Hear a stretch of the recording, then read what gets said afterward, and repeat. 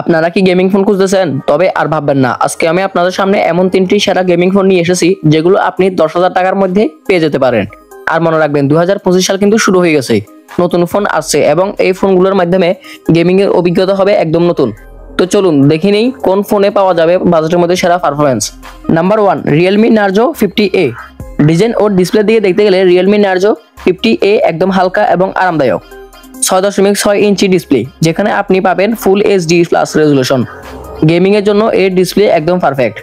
পারফরম্যান্সের দিকে দেখতে গেলে এই ফোনে রয়েছে MediaTek Helio G85 প্রসেসর, যা গেমিং এর জন্য যথেষ্ট শক্তিশালী। কোনো ল্যাগ ছাড়া পাবেন সেরা গেমিং এক্সপিরিয়েন্স। ব্যাটারি লাইফের দিকে দেখতে গেলে 5000 mAh ব্যাটারি, একটানা গেম খেললে পুরো দিন চলে যাবে। Number 2, Poco M4 Pro 5G।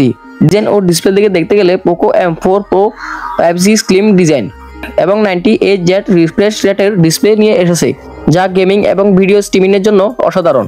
পারফরম্যান্সের দিকে দেখতে গেলে MediaTek Dimensity 810 প্রসেসর এবং 6GB RAM।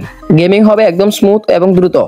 ব্যাটারি লাইফের দিকে দেখতে গেলে 5000 mAh ব্যাটারি এবং 33 ওয়াটের ফাস্ট চার্জিং, মিনিটে চার্জ হবে ঘন্টার কাজ।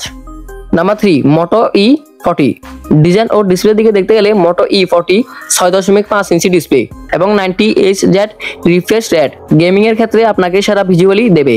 পারফরম্যান্সের দিকে দেখতে গেলে Unisoc T700 প্রসেসর এবং 8GB RAM।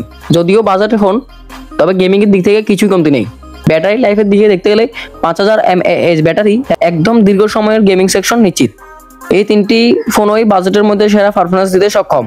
আপনি যদি গেমিং এর জন্য নতুন ফোন খুঁজছেন, তবে এগুলোর মধ্যে যে কোনো একটি নিতে পারেন। সব ফোনেই রয়েছে শক্তিশালী ব্যাটারি, দ্রুত প্রসেসর এবং স্মুথ গেমিং এক্সপিরিয়েন্স। এখন আপনার পছন্দ কোনটা কমেন্টে জানাতে বলুন না, আর ভিডিওটি ভালো লাগলে শেয়ার করতে পারেন। ধন্যবাদ।